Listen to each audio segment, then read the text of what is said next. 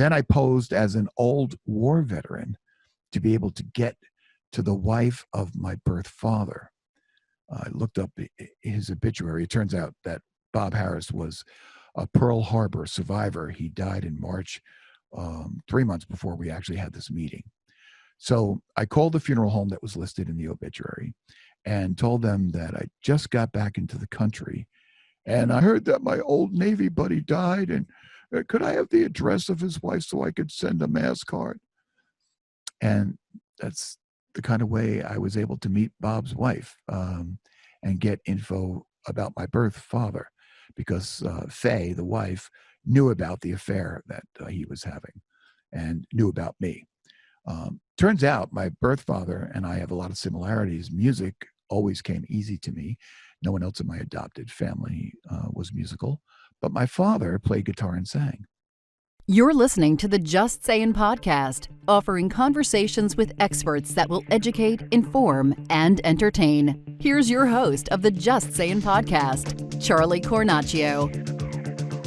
Hello, everyone. Welcome to the Just Sayin podcast. I'm going solo today because I wanted to share with you a major event in my life as an update to another major event in my life. So if you've been following me on Facebook, then you may have seen a call to action recently where I was asking for anyone who knew someone with a story of adoption, whether it be that they were the adoptee or a birth mom who had to give the child away, or reunion stories that somebody may have, those kinds of experiences.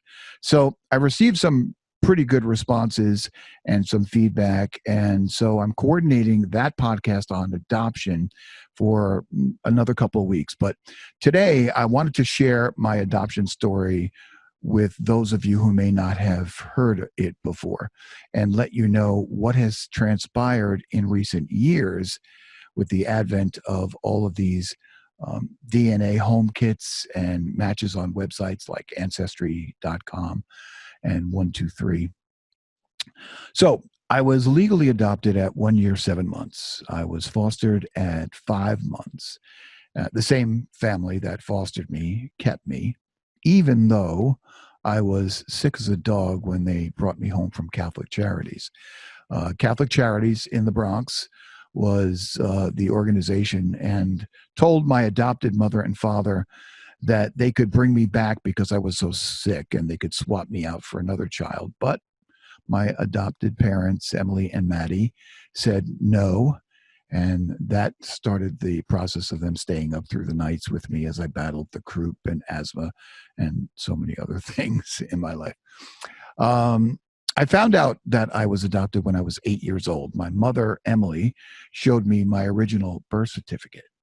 And my name on the birth certificate, my name was actually Paul Henry Cosentino, but my adopted parents named me Charles after my father's father. When I was in my early 20s, I had 2 children. I know, right? In my early 20s, 2 children. I was a young father.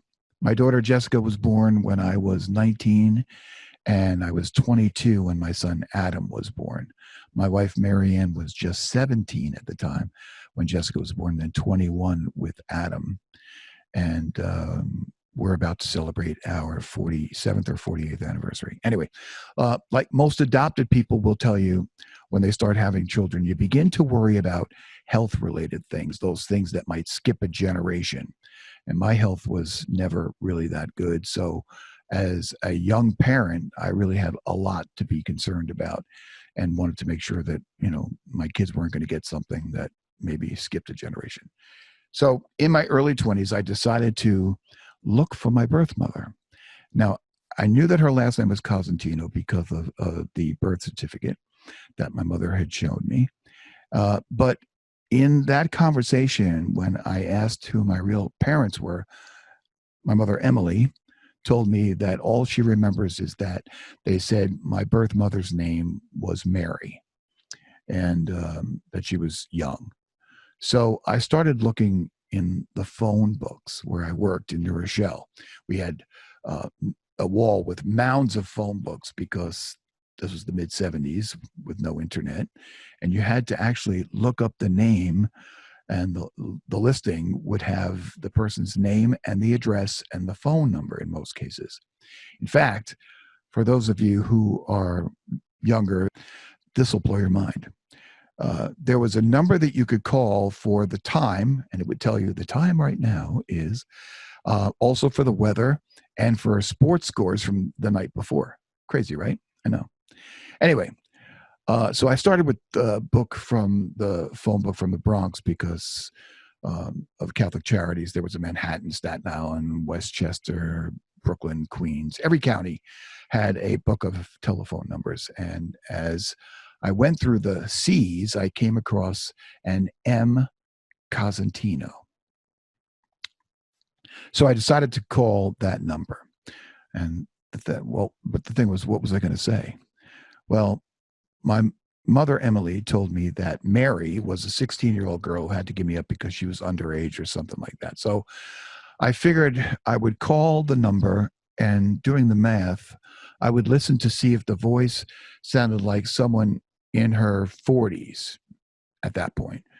And so I started practicing saying, "Hello, is there a Mary Cosentino living there?" And if I got Mary on the phone, my next question would be, "Does the name Paul Henry Cosentino mean anything to you?" So I don't know. So Mary may have been married by then, and in that case, her name could have changed, but I had to start somewhere. So I started with the Cosentinos. And so I dialed the number on a rotary phone. And with each turn of the dial, I could feel like my stomach started burning with butterflies forming and my throat was closing up. And I realized I can't do this. So I hung up. And that's my story. No, I'm just kidding. There's plenty more to the story. And it actually gets crazy. In fact, I wrote a book that was released in 2014. And if you want a copy, you can comment on my podcast website, and we'll contact you for your address and all that good stuff. Or you can go to Amazon and type in How I Met My Mother and the Four Brothers I Never Knew I Had, and you can order it there. It's on Kindle or paperback. It is a good read. Just saying. I did have a 5-star rating on Amazon. Anyway, all right. So I put the phone down. I was too nervous about it. I tried to calm myself down. I was working at a place called American White Cross Labs in the big Knickerbocker Press building in New Rochelle of New York. And you can see that building from I-95 as you're going north. It's on the right-hand side. Big, huge, old building from like the 1800s. So I took a walk through the factory, practicing my lines. "Hello, is there a Mary in this house? Does the name Paul Henry Cosentino mean anything to you?" And then I felt I was calmed down. I came back to the office and I dialed the number again. And it started ringing. And a woman answered. And she said, "Hello?" And she sounded much older than 40. But I forced out the words to come out as casual as they could. And I said, "Hello, is there a Mary living in this house?" As the words came out, I could tell I sounded creepy before creepy was even a word back then. So to make matters worse, the lady on the other end of the phone says, "What?" And I'm like, oh my God, I got to go through this again. So I did. And this time I sounded more like me. I was wondering if there's a Mary living here. And the woman all of a sudden calls out away from the phone to somebody else in the house. And she calls out, "Mary!" And then without warning, here come the butterflies and the sinking feeling in the pit of my stomach. And I'm getting choked up. But could this be the moment? One phone call. Is it really that easy? So suddenly, another woman gets on the phone, and she sounded like she was in her 40s, but she also sounded very angry. So she says, "Hello, who is this?" I felt like I was bobbling the receiver in my hand as I blurted out, "Does the name Paul Henry Cosentino mean anything to you?" And so she rips right back at me and says, "Look, we're very sick in this house and we don't have time for this." And she hung up. I stood there, just holding the receiver to my ear, knowing that there was no one on the other end of the phone. But was it her? Did I spook her? And I wondered what she was doing right now. Was she like, "Oh my God, he found me"? Anyway, so my next plan of attack, genius, was to go to the address and stake out the house. I would look for a woman who looks like me. I was in my early 20s. That was my plan. But anyway, so the next day, I'm sitting in my office and I'm going through the sports pages of the Daily News in the morning. And I turn the page after the sports section, and there's Ann Landers. Now, for those of you who may not remember, Ann Landers was an advice column where people would write in and ask for Ann Landers to solve whatever problems they were having with their husband or their wife or their kids. It was entertaining. So the first thing that catches my eye is that Ann Landers is answering a question from a woman who met her biological parents. How coincidental, I thought. So as I read through that column, it turns out that this was not a happy reunion. The woman's birth mother, when she found her, wanted nothing to do with her. And when she found her father, he was strung out on drugs. And so the woman was like just really disappointed and distraught. And Ann Landers' response was, "We always think as adopted children that our birth parents are living in this beautiful home out in the country with a white picket fence and good jobs, when in reality, it is rarely, if ever, the case." So she went on further to say to be careful not to get your hopes up because you may not like what you find. And as I was reading that last part, I could hear that woman's angry voice saying, "Look, we're very sick in this house. We don't have time for this right now." And so that kind of spooked me. And I thought about it for a while, and I decided pretty much right there and then that I was not going to look for my birth parents for fear that I might not like what I find. So that was about it for me, at least for another 16 years. 16 years go by of going to the doctors and being asked the question, "Do you have a history of cancer or Crohn's or asthma or anything else?" And my response was always the same: "I don't know." I didn't think I would ever know. But then I had got a job as a TV sportscaster at a cable station in upstate New York, about 65 miles from New Rochelle. I met a guy who said that I could be a twin for his brother. He told me he watches the news all the time and he can't get over the resemblance. In fact, he said that his friends who know his brother Robert say the same thing, that we look like twins. So I asked the guy what his name was, just trying to be polite, and he said, Mike Cosentino. Yep, that's right. There he was, standing right in front of me, Michael Cosentino, who turns out to be an older brother of mine. So I'll give you a little more of the story, but if you want to get the whole story, and I'm telling you, it's a crazy story with plenty of examples of how our paths crossed many, many times, but we never knew it until we finally met each other. I encourage you to get the book or get it for somebody you know who was adopted, because this story ends well and it's got a great message. So here's Mike Cosentino talking about how much I look like his brother. And he's saying how we've got to be related somehow. It's uncanny the way you guys look so much alike. And so I thought, well, Mary's probably married now and has a different last name. So maybe she's the sister of Mike's father, which might make her an aunt or something. So I asked him, do you have an aunt named Mary? And he paused and he looked at me strangely.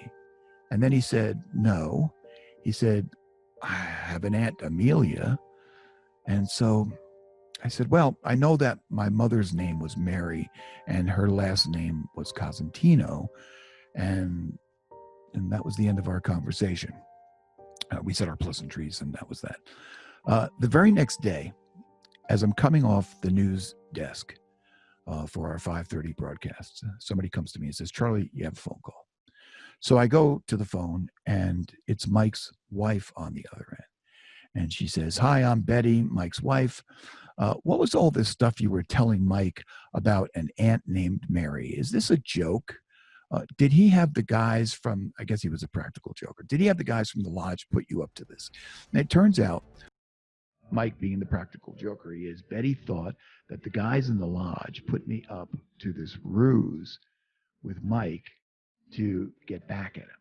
So I told Betty, no, I was adopted and I know that my birth mother's name was Mary Cosentino. And there was a long pause. And then Betty says, my hair is starting to stick up. That's his mother's name. Da, da, da, da.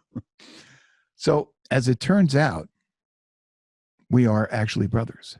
And there are 3 others brothers who I met. Louis, who I met but has since passed. Michael, who got this whole thing rolling. Robert, who turns out to be actually just 1 year older than me, almost to the day.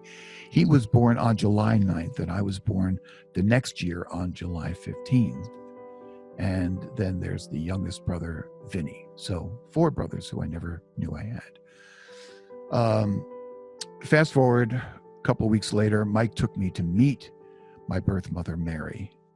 And it was a very good meeting. Turns out she wasn't 16 when she had me.